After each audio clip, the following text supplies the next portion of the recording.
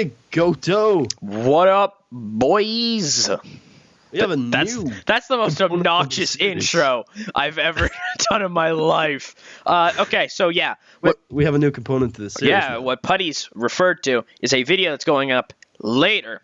And if you care about the lore and shit of this series, don't watch it. Don't watch it. There's so many spoilers. Like, that thing will mess up your day, and you'll sit there, and then you'll leave a comment and be like, Tucker, how could you do this to me? And I'll be like, I didn't know, man. I told you.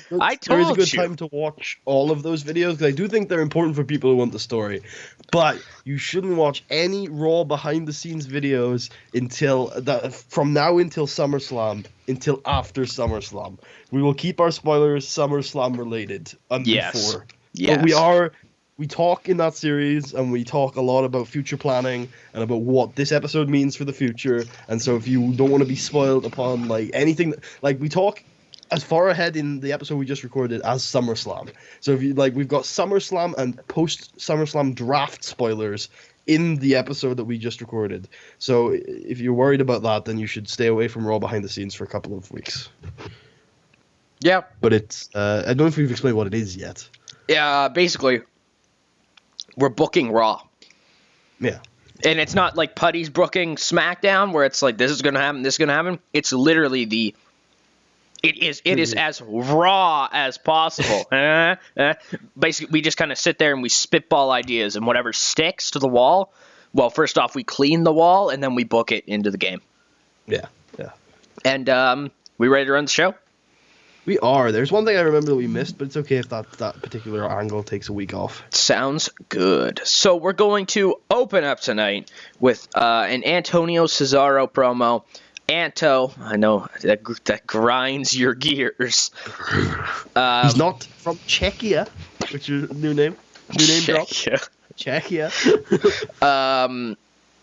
He hypes up the fact that tonight, whoever wins, Seth Rollins, Kevin Owens, doesn't matter Cesaro, because Cesaro's going to walk in, vengeance, and he's going to leave with the belt, no matter who it is, because these two tonight... He'll beat them both if he has to. Yeah, he'll beat them both in the same night, in the same match, damn it, who cares?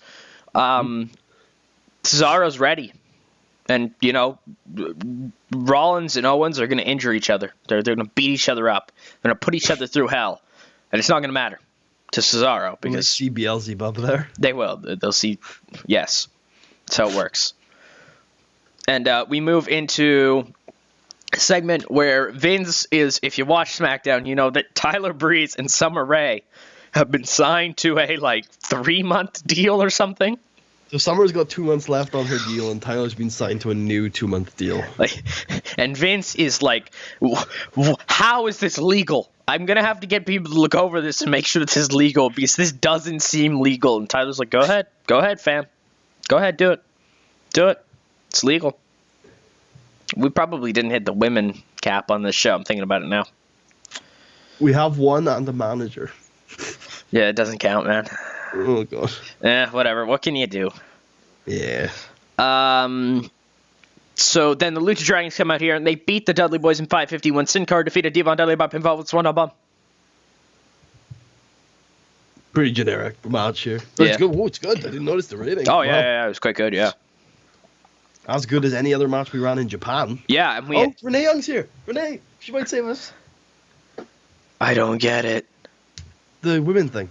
Oh, Renee. And Maurice is here, too. Maurice is here, too. We were so much better than I thought we were. You've evolved so much from the days where I told you to book more women on screen. You have women on screen in interview and managerial positions where they don't matter, but women on screen. Anyways, so Renee asks Ziggler and Tommy what this kind of friendship is about, and Ziggler's like, first things first. It's not a friendship. Tommy's like, no. So sorry, Hideo, and Hideo's like, oh. This is only about the fact that me and Hideo both feel the exact same way about wrestling. You see, to being Hideo, wrestling is something to be taken seriously. You can't come out there, you can't get hype, and you can't still succeed. Hype not protect you from kick. Oh my god. I'm doing the Hideo side of this interview. I know, it's beautiful. Thank you. Ziggler says, and Vengeance, we're gonna kick their asses and we're gonna win the tag team titles. And that's because of one thing. We're focused. Hideo just nods. Hideo nod. So backstage, Chris Jericho walks by Apollo Crews. And Apollo's pretty sad looking. And Apollo's like, Chris, can I talk to you? And Chris is like, oh, fucking son of a bitch. And Apollo's like, last week, I got beat up by 4 other grown men in another grown man's locker room.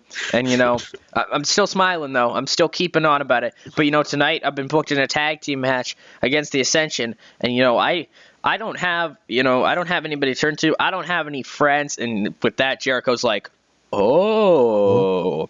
And he's like, Apollo, I'm your friend. Apollo's like, you are? And Jericho's like, not really, but yes, I'm your friend. I've always been your friend. I've always been your best friend.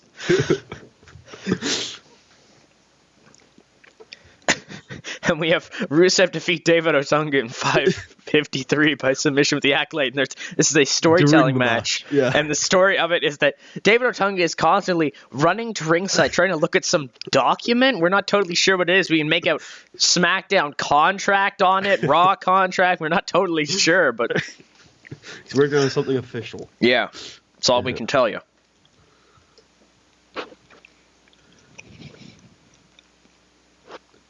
Dun dun dun dun dun dun.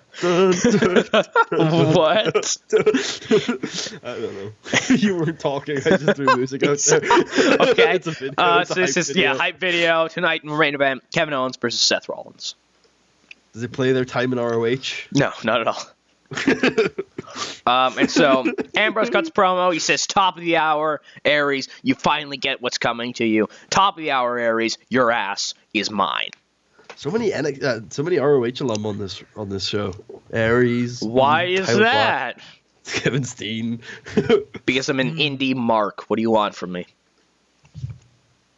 I mean, not much. I mean, at least we don't have fights over talent most of the time, except for those 2 I took at SummerSlam last year. I hate you. That are now my top stars. Yeah, there was a little bit of a fight about that, but whatever. An extremely short match. Putty just takes over. The Ascension ascend, and they defeat Apollo Crews and Chris Jericho. 344 when Chris Jericho defeated Apollo Crews by pinfall with the Fall Chris Man. Jericho defeated Apollo Crews and Fall Man. Oh my God! Victor defeated Apollo Crews by pinfall with a Fall Man following a turn by Chris Jericho. Jericho's just pissed off at Apollo. Can we talk about Connor? Because Connor almost outworked Chris Jericho in this match. He's almost there. Whoa, Connor, keep going, boy. Is Connor's the big scary one on the left, right? He's the one with he's this guy. Yeah, Connor could totally be a main event monster to slay at some point. Totally. Yeah. I like to think of. I honestly, it's hard to picture because they're both all fucking giant men. But I like to think of kind of like the Ascension as Connor is the giant of giants. Bram is the leader of giants, and then Victor is your scampy cheater guy of giants. Well, that's the thing is, we talked about this a couple of weeks ago. They're not actually that big. They're what? Yeah, they're not. Oh, really? I swear they were huge. They're you talked about. Oh, I can't believe you forgot about this. I remember it now. But now that I'm thinking about the Ascension, they're pretty goddamn big people, Putty. They're floating around 6 foot, and they are around the 220 pounds mark. Wow, they're not that big, are they? Holy shit, I thought they were giants for some reason. Wow, this was not as good as last time. Come on, Joey. No, it's much better. Joey was good. Oh, yeah, he got a D last time. So, Joey, there's this weird, promo video package, and there's, Darude Sandstorm playing, and there's Yeah, no, there you go. Okay, I'm glad you're running to this. If you just look up the Darude Sandstorm music video, oh my God. That's this vignette. Nobody knows what the hell's happening, and Joey Styles is what? Joey Styles is what was that song? What's the song? Guys, what's the store? What's the store? His earpiece, like, what's the song? Please tell me. What? And we move into Kevin Owens cutting promo. An interview with Renee Young on Seth Rollins, and he says, Renee, ever since I showed up to NXT, I've been a waiting man. I called my shot. I made my shot. It was a headshot straight to Sami Zayn's back. It was a headshot straight to Sami Zayn's back. But everyone's like, we want Sami. No, you don't. You like what I tell you to like. Where is Sami? And he says, and Owens says, it's time. It's time for me to do it again. See, Seth, I don't think you understand that it doesn't just reach back to NXT. Anywhere I go, I command something. I demand something. I go out there and I prove something. And I get a match. And I finish the job. Just ask John Cena. And then I lost to him 2 times. But that's not important. Yeah, we don't talk about that. we don't talk about that time period. Just ask Randy Orton. What? He took the world title. Well, he didn't take the world title. Won the world title in the match with Randy Orton. Yeah, and then Orton beat him. And then Rollins won it. But anyways, Owens then says, Rollins, you took away my rematch clause. Because Orton had won the belt off of Owens, but the thing is that Owens had the rematch clause, but then Rollins cashed in, negating Owens' rematch clause, making it Orton's rematch clause. And, and he says, Rollins, you're gaining close to a year with that title. I only held that title for a month. And I'm going to stop you. I'm not only going to stop you, I'm going to tackle you out of midair in the most violent fashion imaginable. I'm going to drill you straight into the ground. Oh, God, he's going to drill him? Ooh. Fun fact related to this feud. Guess who Kevin Steen took the ROH title off of? Renee Young? No. Oh. Davey Richards. But guess who Davey Richards took the ROH title off of? Renee Young? Eddie Edwards. Oh. But guess who Eddie Edwards took the ROH title off of? Roderick Strong. Oh. But guess who Roderick Strong took the ROH title off of? Jerome Schnottenstein? Tyler Black. Oh. The 5 degrees of Tyler Black. Oh, we slow builded this for some reason. Oh, because you had in your head from the very first time we tried to book this show. Oh, I want it to be 16 minutes. No, I said it was 12. I always said it was 12, wasn't it? No, but in the first thing you were thinking, should I slow build this? I was like, God, no. Yeah. So anyways, Dean Ambrose defeats Austin Aries in 12-12 by pinfall with 8 dirty deeds. Dogs high flying and Impact, oh my. Dogs high flying and Impact, oh my. Awesome. Then we have The Miz come out. And The Miz, Aries is in the ring. Aries is like, what the fuck just happened, man? What the fuck just happened? And Miz is like, see, Aries, I detest people like you. And you want to know why? Because you come out here and you make these claims. You say you're a big star. You say you're your Impact player. Where I'm from, Impact doesn't mean shit anymore, pal. Ha! TNA's dead joke. Yeah, shoot your pistol, cowboy. Miz says that about himself for some reason. No, that's what Maurice says. She's like, that's dumb, Miz. And he's like, I know. And Miz says, Aries, the problem that I have with you is that you make the claims and then you lose. You lose to somebody who's not even a star. You lose to somebody like Dean Ambrose, a guy who should probably be locked up. See, Aries, the problem that I have with you is that you make people like me look bad. The real stars. The real Impact players. So, Aries, I want you now to just think about that for a minute. Think about all your life choices. Think about where you went wrong. Because I'm The Miz. And I'm more relevant than any former company you used to work for. He's not wrong. Mike Flip.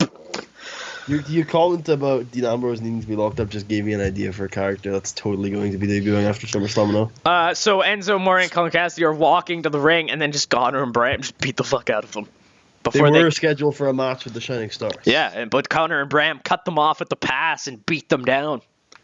They throw Enzo through a window, and they're like, holy fuck, they killed him.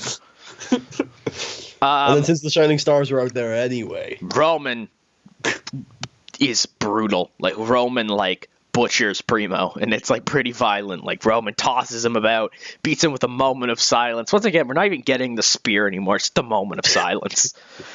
And it's a moment of silence for the Shining Stars' careers. Like, oh my god, it's just violent. thinking this probably should have been a handicap match. Yeah, it would have been much better, I think, actually, if it was a handicap match. Just show Roman dominate both of them. And that would prove even more worth to this promo, in which he says, Neville, when I get my hands on you, I'm going to destroy you. Because, I lost last week in a situation that wasn't even my fault. It was because my buddy Dean had some random asshole going after him for who knows what reason. Impact player. Woo. Neville, see, you can ask Ricochet what it's like to be in the ring with Roman Reigns, but here's the problem. Ricochet didn't fight a fired-up Roman Reigns. Ricochet fought a laid-back Roman Reigns. So when you try to game plan, Neville, know this. I'm going to walk into Vengeance with my buddy, and I'm going to throw him on my back, and I'm going to kill both of you. Game, set, big dog. Game, set, big dog? Game, set, big dog. Yes, and this angle does good. So this is some, okay, buddy, you know what? You want to explain this? Because I didn't totally pick up what you were putting down when we booked this, but... Okay, so after Finn Balor's outburst last week, Sheamus is very concerned about his homicidal rages. So he invites him to a typical Irish pub in Ohio. That's where we are, right? Yes. We invites him to a Dolph Ziggler isn't on this show, is he? Yeah, he was at the start. A Tommy promo. Oh, of course, I forget, because he's a completely different character now. I just forget it. Anyway. So Sheamus invites him to an Irish pub in the local area where they'll have a little chat because he's concerned that this feud has gone too far if so many guns are involved. The chat starts out pretty civil. They're like, oh, hey, how's it going? How's the parents? How do you like the match on Sunday? And they have a few beers, and then eventually Sheamus very subtly and calmly says, so Finn, we need to talk about your guns. And then Finn says, these guns? And just pulls out a giant pistol. And Sheamus, very afraid, tries to rip the pistol out of Finn's hands, and then a brawl begins. And the police are called, and they're both taken in. to both of the men's ire. What? Main event time. Only on Raw, folks. Only on Raw, folks. That's only in Puddy's brain because it's very similar to the street fight between Ernest Youngman and Fro Sure from one of the Maw episodes where they fight all throughout Washington throughout the episode, including a time where they get in trouble on the lawn of the White House before one of the guards wants Fro's autograph. The dog's melting out for Fro. Okay, one of my dogs came right up to my door and was like, ah! And then ran away and was like, ah! Main event time. Main event time, folks. Nice. Yeah. So Kevin Owens defeats Seth Rollins when Seth Rollins was disqualified when Chris Jericho ran in and attacked Kevin Owens. Damn you, Jericho. Damn you, Jericho. Always interfering on good things. Jeez, and that's how the episode ends. How is Kevin going to react? How is this going to be sorted? Why would Chris Jericho do this? Is he that bitter that Kevin Owens turned it down last week? How is Seth going to react? Drew McIntyre was at ringside okay. Yeah, why didn't Drew stop him? All that and more next time. Next time, yeah. On Dragon Ball Z. But he's only an okay technician, though. He's got some good power, but he's pretty meh. Oh my god, no, quit!